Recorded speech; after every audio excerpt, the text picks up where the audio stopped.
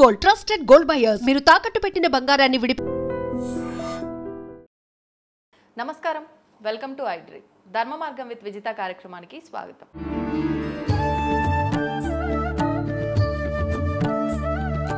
సాధారణంగా మనం ఇప్పుడు చూస్తూ ఉంటాము, పాటలు అనేసరికి సినిమా పాటలు, పిచ్చి పిచ్చి పాటలన్నీ వింటూ ఉంటాం. కానీ ఒకప్పుడు పాతకాలం నాటి పాటలు ఎంత అద్భుతంగా ఉండేవో మనమైతే అవి నిజంగా వినుండము. అవి వినిపించే వాళ్ళు కూడా మనకు చాలా తక్కువగా కనిపిస్తూ ఉంటారు ఆ వయస్సు వాళ్ళు. మామూలుగా అంటే పాత తరము అని అంటే ఇప్పుడు మనకు తెలిసినంత వరకు ఒక 50s 60s ఆ జనరేషన్ మాత్రమే పాత తరము అనుకుంటాము. ఆ ఏజ్కి సంబంధించిన వాళ్ళే మన దగ్గరలో చాలా తక్కువ మంది ఉండటము, వాళ్ళతో మనం మాట్లాడటం కానివ్వండి, పాటలు పాడించుకోవడం కానివ్వండి, లేదు అంటే చిన్నప్పుడు అమ్మమ్మలు నానమ్మలు కథలు చెప్పినట్టు వాళ్ళతో మంచి మంచి ఆ స్టోరీస్ చెప్పించుకోవడం కానివ్వండి, ఈ మధ్యకాలంలో ఇవన్నీ మనం చాలా తక్కువగా అయితే చూస్తున్నాము. అయితే ఇప్పుడు నా ముందరున్న వ్యక్తి గురించి చెప్పాలి అని అంటే తను అద్భుతంగా పాటలు పాడతారు. అవి కూడా చాలా పాతకాలం నాటి పాటలు, 40s 50s 60s ఆ జనరేషన్ నాటి పాటలు. అది కూడా ముఖ్యంగా అన్నీ కూడా భగవంతుడికి సంబంధించిన పాటలు, కీర్తనలు, శ్లోకాలు, పద్యాలు ఇవన్నీ కూడా వారు పాడుతూ ఉంటారు. నిజంగా తన వయసు ఎంత అనంటే మీరైతే నిజంగా షాక్ అవుతారు. నేనే అబద్ధం చెప్పినా అనుకుంటారు. 87 సంవత్సరాలు వారి వయస్సు. చూస్తే అయితే అట్లా అనిపించట్లేరు. సూపర్ యాక్టివ్ ఉన్నారు, అంతే అద్భుతంగా పాటలు కూడా పాడుతున్నారు. నేనైతే ఇంటర్వ్యూకి ముందరే మాట్లాడడం జరిగింది వారితో. నిజంగా మనమే కొంచెం యాక్టివ్నెస్లో తక్కువగా ఉన్నామేమో కన్నా అన్నట్టుగా అనిపించింది నాకు. మరి ఇంకా ఆలస్యం చేయకుండా వారితో మాట్లాడి మరిన్ని మంచి మంచి విషయాలు మాట్లాడుకుంటూ వారితో కొన్ని పాటలు కూడా పాడించుకుంటూ మనం ఈ ఇంటర్వ్యూని అయితే ఎంజాయ్ చేసేద్దాం. వారి పేరు ప్రముఖ ఆధ్యాత్మికవేత్త అని చెప్పొచ్చు, సంగీత విద్వాంసురాలని చెప్పొచ్చు. వారే శ్రీమతి ముట్నూరి పావని గారు. ఇంకా ఆలస్యం చేయకుండా వారితో మాట్లాడేద్దాం. అమ్మ నమస్కారం. నమస్కారం అమ్మ, చాలా సంతోషం మిమ్మల్ని కలుసుకున్నందుకు. నాకు కూడా చాలా సంతోషంగా ఉందమ్మా. మీలాంటి పెద్దవారు నిజంగా చాలా తక్కువగా కనిపిస్తున్నారు. ఇప్పుడు మంచి మంచి మాటలు అవన్నీ కూడా కనిపిస్తే అడిగి తెలుసుకోవాలని ఉన్నప్పటికీ చాలా కష్టం అయిపోయింది. నిజంగా కలిసినందుకు నిజంగా నాకు చాలా హ్యాపీ అమ్మ. ముఖ్యంగా మనకి కార్తీక మాసంలో విష్ణుమూర్తి యోగ నిద్రలో నుంచి బయటికి వస్తాడు అని చెప్పి, మళ్ళీ ఏకాదశికి చాలా విశేషం అని చెప్పి, అదేవిధంగా ద్వాదశికి కూడా పారాయణాలు అని, కళ్యాణాలు అని చెప్పి, తులసి కళ్యాణాలు ఇవన్నీ విశేషంగా చేస్తూ ఉంటారు. ఒకసారి వాటి గురించి వివరించండి అమ్మ. విష్ణుమూర్తి గురించి చెప్పాలి అంటే ఇప్పుడు ఆషాఢ శుద్ధ ఏకాదశి నాడు విష్ణుమూర్తి పాలసముద్రంలోకి నిద్ర అనే మిషతో అంటే వంకతో, నిద్ర అనే వంకతో పాలసముద్రంలో నిద్రకి వెడుతున్నారు ఆయన.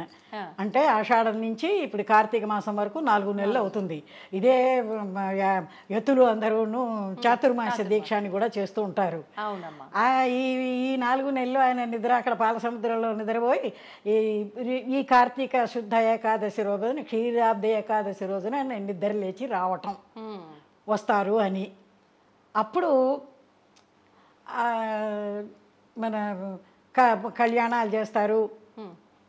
ఉత్తర భారతదేశం ఇప్పుడు కాదు కదా అది. ఆ ఏకాదశి ఉపవాసాలు ఉండి ద్వాదశి రోజున పారణ చేసుకుంటారు. దీనికి మనకు పురాణాల్లో కథ కూడా ఉన్నది, అంబరీషుడు కథ. అంబరీషుడు అనే మహారాజు, ఆయన విష్ణు భక్తుడు. ఆయన ఈ క్షీరాబ్దశి ఏకాదశి రోజున ఉపవాసం ఉంటాడు.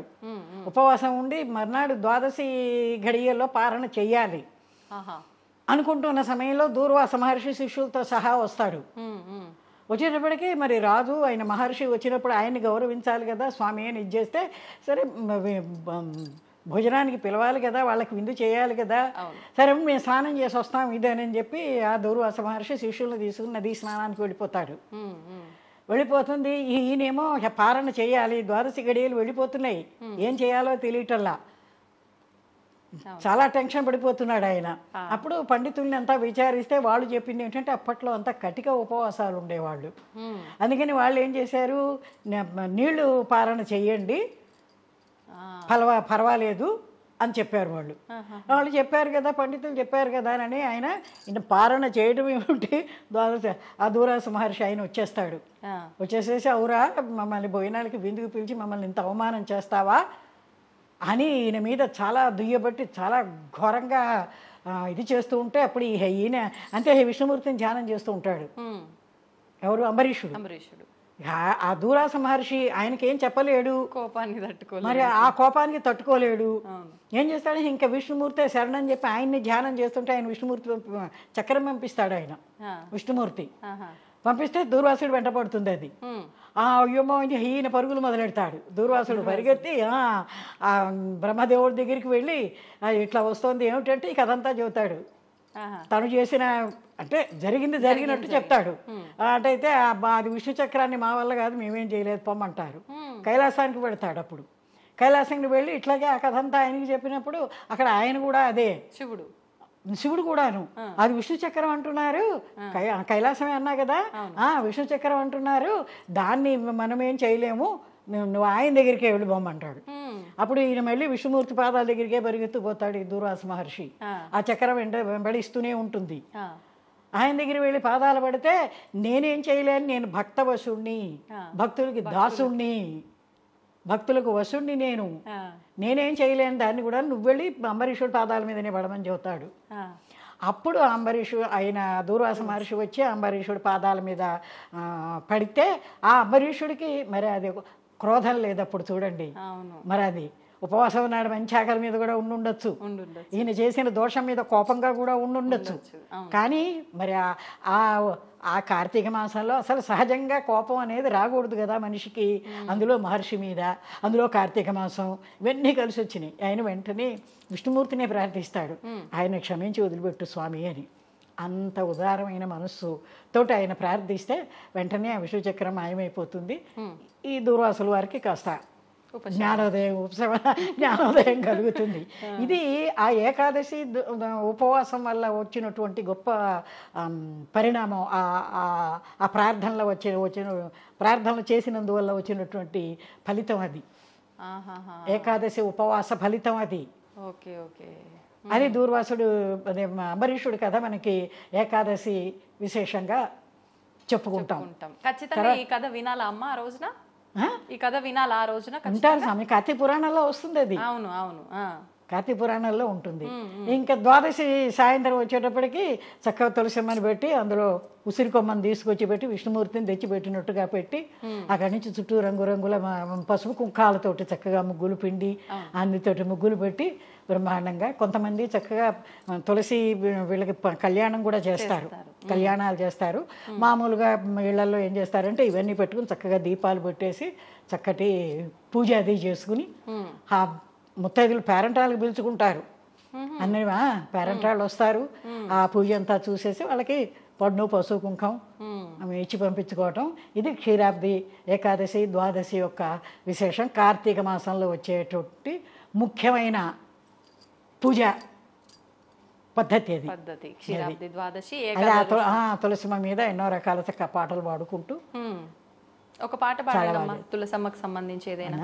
కల్పకమ తల్లివై ఘనత వెలసిన గౌరీ, కల్పకమ తల్లివై ఘనత వెలసిన గౌరీ, కళ్యాణ హారతిని ఘనవు నీవే దేవి, ఇలవేల్పువై ఉంటివే శుభ కళల దీవింపవే. ఓ తల్లి ఇలవేల్పువై ఉంటివే, ఇల్లెల్ల శుభ కళల దీవించవే.